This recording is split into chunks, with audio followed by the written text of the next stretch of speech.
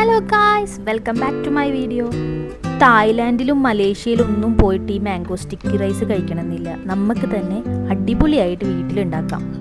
ഞാനും പോയിട്ട് മലേഷ്യയിൽ മാംഗോ സ്റ്റിക്കി റൈസ് കഴിച്ചതായിരുന്നു. പക്ഷേ എനിക്ക് വലിയ ഇഷ്ടപ്പെട്ടൊന്നുമില്ല. പക്ഷേ നമ്മൾ തന്നെ ഉണ്ടാക്കിയിട്ട് കഴിക്കുമ്പോൾ എന്താ ഒരു സ്വാദെന്നറിയാം. ഈ മാംഗോ സ്റ്റിക്കി റൈസ് തായ്ലാൻഡിലെ ട്രഡീഷണൽ ഫുഡാണ്. ഇപ്പോൾ തായ്ലാൻഡിൽ പോയാലും മലേഷ്യയിൽ പോയാലും ഒക്കെ എല്ലാ സ്ട്രീറ്റിലും ഇത് അവൈലബിൾ ആണ്. മാംഗോ സീസൺ കഴിഞ്ഞിട്ട് മുന്നേ തന്നെ ഉണ്ടാക്കി നോക്കണം. അപ്പോൾ നമുക്ക് വീഡിയോയിലോട്ട് പോവാം. അതിന് വേണ്ടിയിട്ടൊരു വലിയ മാങ്ങ എടുത്തിട്ടുണ്ട്. ഏത് മാംഗോ വേണമെങ്കിലും യൂസ് ചെയ്യാം. ഞാനിപ്പോൾ ആഫ്രിക്കൻ മാംഗോ ആണ് എടുത്തേക്കുന്നത്. പിന്നെ ഇതിന് മെയിനായിട്ട് സ്റ്റിക്കി റൈസ് വേണം. ഇപ്പോൾ സ്റ്റിക്കി റൈസ് ഇല്ലെങ്കിലും ജാസ്മിൻ റൈസ് യൂസ് ചെയ്യാം, അല്ലെങ്കിൽ ബസ്മതി റൈസ് ആയാലും യൂസ് ചെയ്യാം. സ്റ്റിക്കി റൈസ് കൊണ്ടാണ് ട്രഡീഷണലായിട്ട് അവർ ഉണ്ടാക്കാറുള്ളത്. ഇല്ലെങ്കിലും കുഴപ്പമില്ല. ഇപ്പോൾ ആമസോണിൽ ഫ്ലിപ്കാർട്ടിലൊക്കെ സ്റ്റിക്കി റൈസ് അവൈലബിൾ ആണ്. നെക്സ്റ്റ് കോക്കനട്ട് മിൽക്ക് വേണം. ഞാൻ 1 can കോക്കനട്ട് മിൽക്ക് ഇവിടെ യൂസ് ചെയ്യുന്നുണ്ട്. സാധാ കോക്കനട്ടിൻ്റെ മിൽക്കായാലും നമുക്ക് യൂസ് ചെയ്യാം. നെക്സ്റ്റ് ഷുഗർ വേണം. അടുത്തത് പാന്തൻ ലീവ്സ്. പാന്തൻ ഈ സൗത്ത് ഈസ്റ്റ് ഏഷ്യൻ വാനിലയാണ് എന്നാണ് ഇത് അറിയപ്പെടുന്നത്. ഇത് നമ്മുടെ മാംഗോ സ്റ്റിക്കി റൈസിന് ഒരു സ്വീറ്റ് ആൻഡ് വാനില ഫ്ലേവർ തരും. ഇത് തികച്ചും ഓപ്ഷനാണ്. ഇതുണ്ടെങ്കിൽ മാത്രം യൂസ് ചെയ്താൽ മതി. ഇല്ലെങ്കിലും മാംഗോ സ്റ്റിക്കി റൈസ് സൂപ്പറായിരിക്കും. നമ്മുടെ സ്റ്റിക്കി റൈസ് 5 to 6 hours എങ്കിലും സോക്ക് ചെയ്ത് വെക്കണം.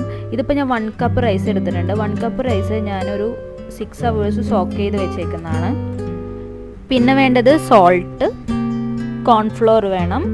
സ്റ്റിക്കി റൈസ് നമുക്ക് ഒന്നില്ലെങ്കിൽ കുക്ക് ചെയ്തെടുക്കാം, വെള്ളത്തിൽ കുക്ക് ചെയ്തെടുക്കാം, റൈസ് കുക്കറിൽ കുക്ക് ചെയ്തെടുക്കാം. ഇപ്പം ഞാൻ സ്റ്റീം ചെയ്താണ് ഈ റൈസ് കുക്ക് ചെയ്തത്. അതിന് വേണ്ടിയിട്ടൊരു മെസ്ലിൻ ക്ലോത്ത് ഈ സ്റ്റീമറിൻ്റെ ഉള്ളിൽ വെക്കാം. ഇല്ലെങ്കിൽ തോർത്തായാലും മതി, നല്ല ക്ലീനായ തോർത്തായാലും നമുക്ക് യൂസ് ചെയ്യാം. മെസ്ലിൻ ക്ലോത്ത് വിരിച്ച് അതിലേക്ക് റൈസ് ഇട്ട് കൊടുത്ത് നന്നായി പൊതിഞ്ഞ് സ്റ്റീം ചെയ്യാൻ വെക്കാം. ഒരു 15 to 20 minutes എങ്കിലും സ്റ്റീം ആവാൻ സമയമെടുക്കും. ഇത് കുക്ക് ആവാനായിട്ട് അധികം ടൈമില്ല. വെള്ളത്തിലിട്ട് കുക്ക് ചെയ്യുകയാണെങ്കിൽ അധികം സമയം വരില്ല.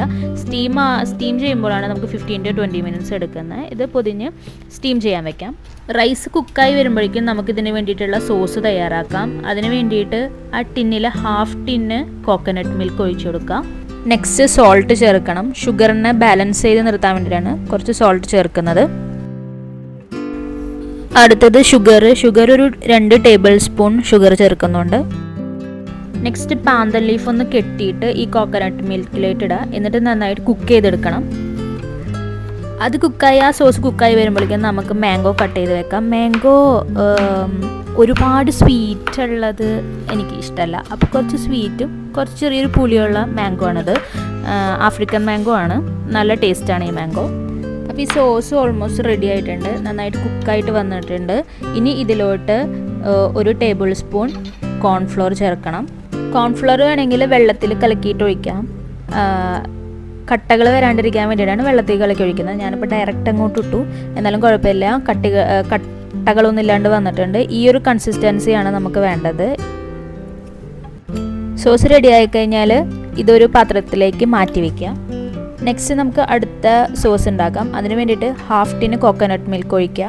ഇനി ഇതിലോട്ട് 2 tablespoon ഷുഗർ, ഒരു പിഞ്ച് സോൾട്ട്, ഒരു പാന്തൻ ലീഫ് മുറിച്ചിട്ടിട്ടുണ്ട്. ഇനി ഈ സോസ് നന്നായിട്ട് കുക്ക് ചെയ്തെടുക്കാം.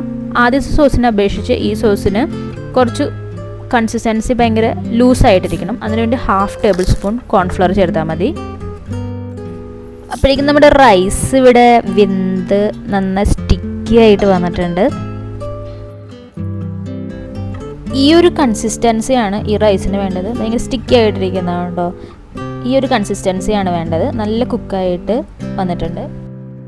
നെക്സ്റ്റ് സെക്കൻഡ് സോസിലോട്ട് ഈ സ്റ്റിക്കി റൈസ് ആഡ് ചെയ്ത് കുറച്ച് നേരം കുക്ക് ചെയ്തെടുക്കണം. അതിന് വേണ്ടിയിട്ട് ഈ പാന്തൻ ലീവ്സ് നമുക്ക് മാറ്റാം. ഇനി ഈ പാന്തൻ ലീവ്സിൻ്റെ ആവശ്യമില്ല. ഇനി ഈ സോസിലോട്ട് സ്റ്റിക്കി റൈസ് ആഡ് ചെയ്തിട്ട് കുറച്ച് നേരം മൂടി വയ്ക്കണം. ആ സോസ് ആ സ്റ്റിക്കി റൈസിലോട്ടൊക്കെ ഒന്ന് മെർജ് ആവാൻ വേണ്ടിയിട്ടാണ് നമ്മളങ്ങനെ ചെയ്യുന്നത്. ഫൈനലി നമ്മുടെ mango sticky rice is ready. നിങ്ങൾക്ക് എങ്ങനെ വേണമെങ്കിലും ഡെക്കറേറ്റ് ചെയ്യാം.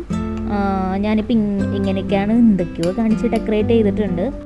ഇനി നമ്മൾ കട്ട് ചെയ്ത് വെച്ച മാംഗോ ഇതിൻ്റെ സൈഡിലോട്ട്, മാംഗോ സ്റ്റിക്കി റൈസ് എന്ന് പറയുമ്പോൾ മാംഗോയും കൂടെ വേണമല്ലോ. അപ്പോൾ അതിൻ്റെ മാംഗോ സൈഡിലോട്ട് വെക്കാം.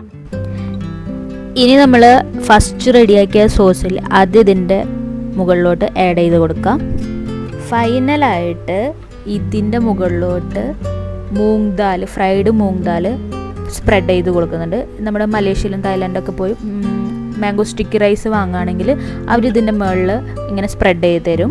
ഇല്ലെങ്കിലും കുഴപ്പമില്ല, വൈറ്റ് എള്ളായാലും നമുക്കിതിൻ്റെ മുകളിൽ യൂസ് ചെയ്യാവുന്നതാണ്.